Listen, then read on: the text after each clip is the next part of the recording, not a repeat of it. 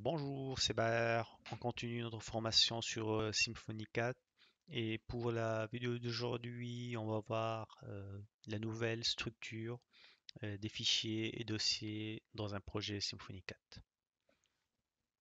Alors, on garde toujours le projet avec lequel on a commencé la dernière fois. On va commencer par le dossier Assets. C'est un dossier qui va grouper vos fichiers CSS, JavaScript, les images, sachant que qu'à partir de Symfony 4, la gestion de ces fichiers se fait grâce au bundle Webpack encore, qui permet tout simplement d'intégrer en fait la librairie Webpack.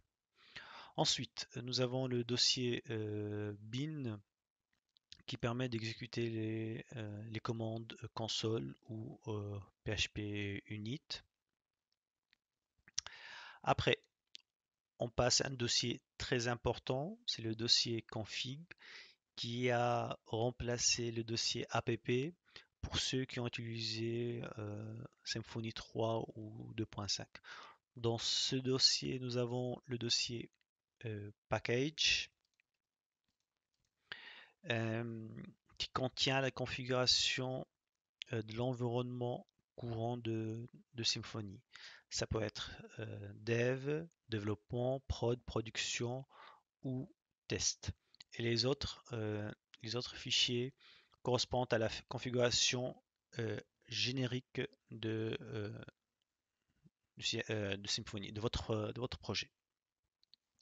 D'ailleurs, on peut voir cette configuration-là dans le fichier source euh, kernel.php, si je le trouve, oui, c'est là. Donc on peut voir ici, voilà, dans la méthode configure container. Donc ici, on spécifie le dossier, donc get project directory slash config. Ensuite, on va loader tout ce qui se trouve dans package. Puis, on vérifie que si on se trouve dans le dossier package slash l'environnement de travail, qui peut être dev, prod ou test, on va loader tout ce qui se trouve dans ces dossiers spécifiques. D'ailleurs, on peut trouver cette variable d'environnement dans le fichier .env. Alors, c'est là. Et puis app environnement env, ça correspond dans ce cas de figure dev. Donc ici, pour le travail qui va se faire, on va charger la configuration qui se trouve dans le dossier dev, bien évidemment en tenant compte aussi des configurations génériques en dessous. Alors, on va voir maintenant le contenu du dossier dev. Premier fichier, c'est easyloghandler.yaml.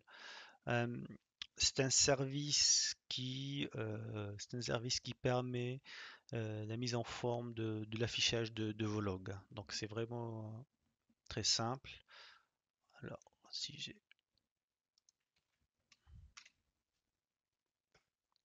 donc voilà, il met en forme en fait l'affichage de votre log. Ensuite, on a monologue.yaml. Il permet d'intégrer une librairie PHP de log pour créer et sauvegarder les messages d'erreur. Donc il n'y a rien aussi de particulier, donc on peut le voir et ça également. Lien. Voilà. Donc là ici on peut voir comment ça fonctionne, comment on peut. Donc ici on montre comment on l'active directement. Donc il n'y a rien encore une fois de particulier. Ensuite on passe au fichier routing.yaml. Ça correspond à la configuration de base de système de routing de notre environnement dev. Exemple, ici on a strict requirement égale à true. Ceci signifie que lorsque les paramètres d'une route ne correspondent pas à ceux qui ont été déclarés dans le fichier route.yaml, donc là c'est le route.yaml habituel, hein. On le trouve, voilà, c'est le route.yaml. Donc là ici notre fichier route.yaml. Ce qui se passe, c'est que lorsqu'on a trou, ça va enclencher une exception. Si la valeur ici strict requirement égale à false, il n'y aura pas d'exception qui va être lancée, donc ça va être désactivé. Et si la valeur égale à null, ça désactive complètement la vérification des correspondances avec le route créé. Donc ça, c'est pour les fichiers routing. Ensuite, on a Swift mailer.com, euh, .yaml. Il permet de configurer l'envoi d'email grâce à l'utilisation du bundle qui porte le même nom. D'ailleurs, si je reviens pour le routing.yaml, je pense que j'ai déjà un lien. Donc là, on peut voir en fait les différentes valeurs de strict requirement au cas où. Ne vous inquiétez pas au cas où, je vais essayer de mettre tous les liens dans le descriptif de cette vidéo. Bien, on a vu SwiftMailer et ensuite on passe au web profile.yaml. C'est l'outil qui permet en fait de débugger ou plutôt tracer le fonctionnement interne de Symfony. C'est simplement ce que vous voyez ici en fait, hein. /1 si je fais une erreur. Donc c'est ça, on peut voir en fait tout ce qui est. Donc ça c'est la page en fait générée par le web profiler. Donc là on peut voir les logs, les exceptions, les routings. Voilà. Bien. Alors on passe au deuxième environnement, à la configuration du deuxième environnement qui est en l'occurrence prod. Donc ici on a le fichier doctrine.yaml qui correspond à la configuration l'ORM et puis monologue également qui correspond à la configuration dans le cas si on est en prod. Donc il n'y a rien de particulier. Ensuite, pour l'environnement de test, donc l'environnement de test. Alors l'environnement de test correspond un petit peu à ce qu'on a vu avec l'environnement de dev. On commence par contre par le fichier framework.yaml qui contient la configuration de notre framework lors des tests. Bien évidemment, on va trouver les mêmes fichiers comme monologue.yaml pour le log, swiftmailer pour YAML et euh, il y a également le web profiler. Donc il n'y a rien de, de particulier pour ça. On passe à la configuration générique de notre framework. On commence par le fichier doctrine.yaml. Donc là, ici, effectivement, on doit faire des modifications dessus. Alors, ce fichier contient quelques informations assez importantes. C'est le PDA à choisir. Donc ça peut être un SQLite, ça peut être du Postgres ou MySQL. Également, nous avons ici dans URL la variable d'environnement database URL. C'est cette variable, on va la trouver dans le fichier .environnement et alors voilà, database URL, c'est dedans, on va assigner en fait les données de connexion à notre base de données. Donc cette valeur-là, on l'assigne et puis on la donne directement ici. Donc ça, pour le moment, ce qui est le plus important en fait pour la partie ORM, on peut choisir aussi le type, si on peut utiliser des annotations. Donc, mais pour moi, le plus important, pour le moment, ce sont ces deux informations-là. Bien. Alors, on passe au fichier doctrine-migration.yaml. Il contient la configuration de l'outil de migration de doctrine.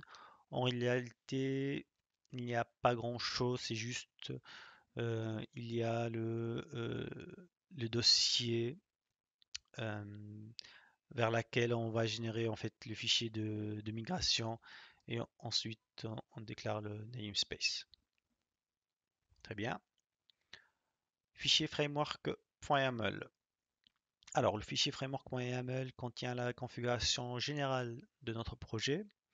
Les valeurs de base sont secret. Donc ici, euh, correspond à une chaîne de caractères unique qui donne, on va dire, plus de sécurité, par exemple, pour l'encryptage des cookies. Et comme d'habitude, ce genre de variable d'environnement, on va le trouver dans le fichier .env. Voilà, c'est là. App secret, pardon. Ensuite, on était où? Framework, voilà. Ensuite, il y a session pour l'utilisation de session qui est implémentée par défaut sur Symfony, mais elle doit être préalablement configurée depuis le fichier services.yaml. Et ensuite, on a PHP error pour l'activation des erreurs, log erreur. Et, euh, et enfin, en fait, la configuration des caches pour le moment sont désactivées, mais également sont configurables. On peut voir encore plus en détail donc, dans ce fichier-là où on peut tout vraiment configurer. Très bien. Alors, routing.yaml, ça correspond encore une fois au même fichier routing qu'on a vu dans dev, mais la particularité, c'est que lorsque on est en mode prod, vous constatez dans l'environnement prod, vous constatez qu'on n'a pas le fichier routing.yaml. Donc ce qui va prendre, on va dire, le dessus, c'est le fichier générique qui est routing.yaml. Et on constate ici strict requirement égale à tilde ou nul.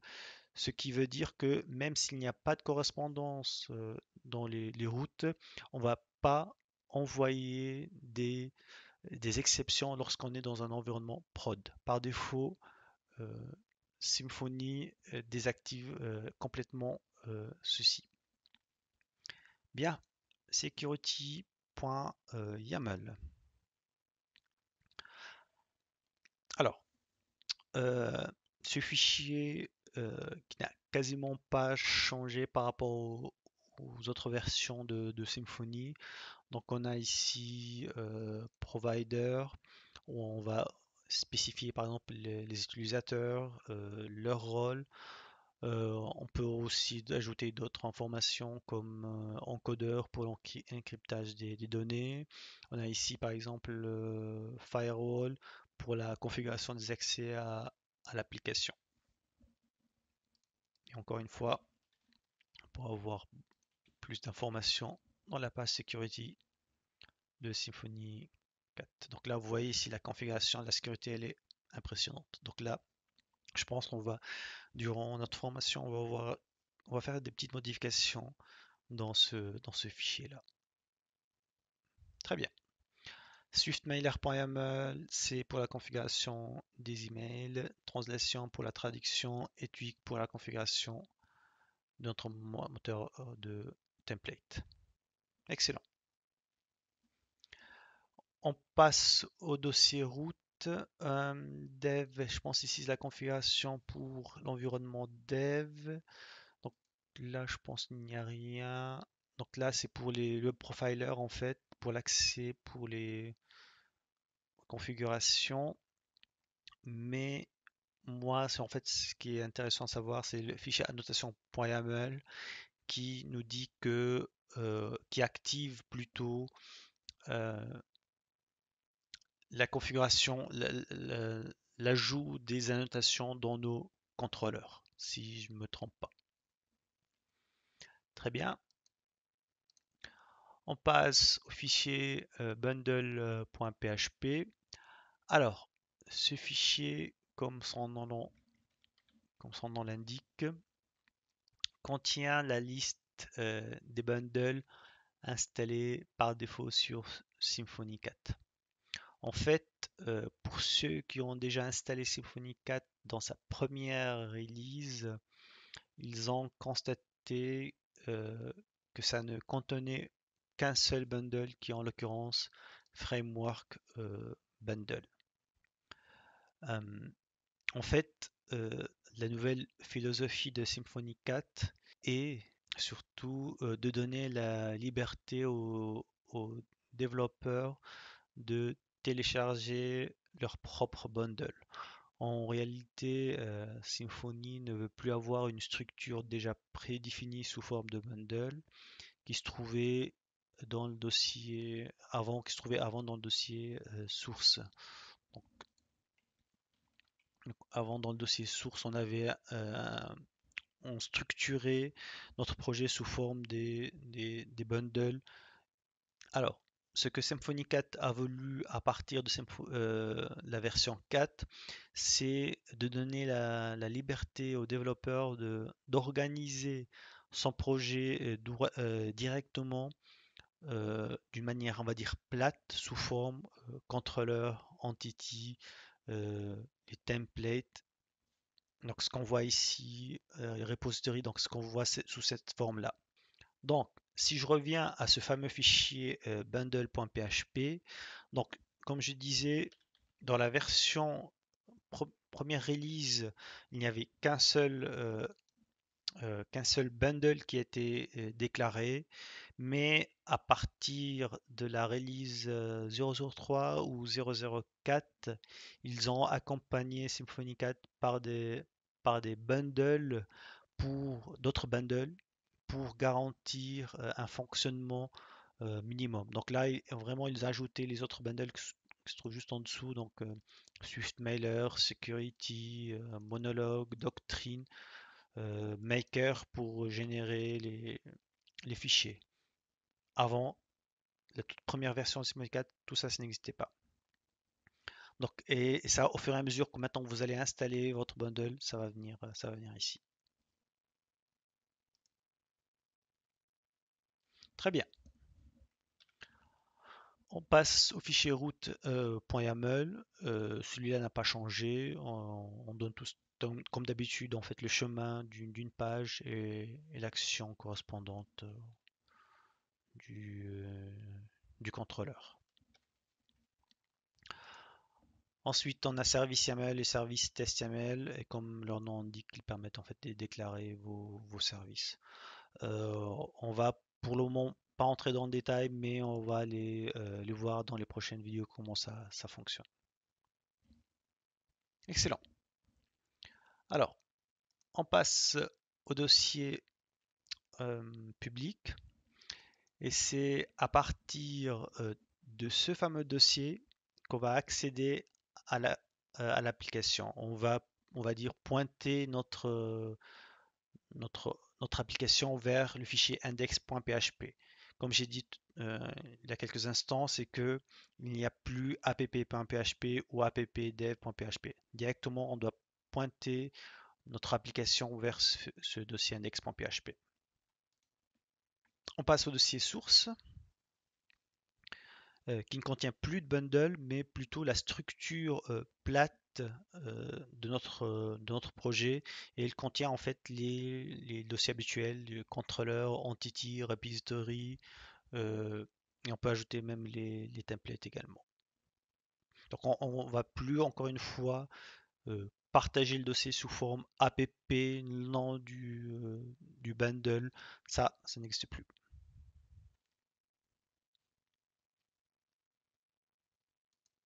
Très bien. Donc on a ici les templates, dossier template. Contient les templates. On a ici test pour les tests, tests unitaires. Ensuite, on a translation pour les traductions. On a le dossier var, on vient de le voir, c'est pour le stockage des caches et des logs. Dossier vendor qui contient les bundles à installer. Puis on a le fichier environnement qui contient les variables d'environnement. Donc puis .env.dist en fait c'est le fichier par défaut. Composer.json Alors, il contient en fait la liste des dépendances et on constate ici dans Require. En fait, on a les bundles qu'on a installés. Ensuite, ce qui peut être intéressant, c'est donc ça ou non, package non. Oui, webpack.config.js. C'est une nouveauté, comme je viens de le dire juste au début de notre vidéo. C'est à partir de Symfony 4 qu'on utilise Webpack et ainsi ça va vraiment améliorer l'utilisation en fait de nos ressources de JavaScript ou la gestion plutôt de nos ressources JavaScript et CSS. Bien, je pense on a fait le tour. Oui, je pense on est arrivé au bout. Donc, dans cette vidéo, j'ai essayé de faire un petit aperçu sur la nouvelle structure de dossiers et fichiers sur Symfony 4, qui a pas mal changé, on va dire, même la philosophie qui a pas mal changé par rapport aux versions précédentes, mais on va dire pas mal changé. On garde toujours le système des bundles, mais comment on va dire la structure elle a changé, mais le mécanisme intérieur il est toujours le même, hein. On n'a pas, on arrête, on va continuer plutôt à utiliser les bundles. Moi, ça me rappelle un petit peu le système de modules sur Drupal. Voilà. Je vous remercie pour votre suivi et à la prochaine. Au revoir.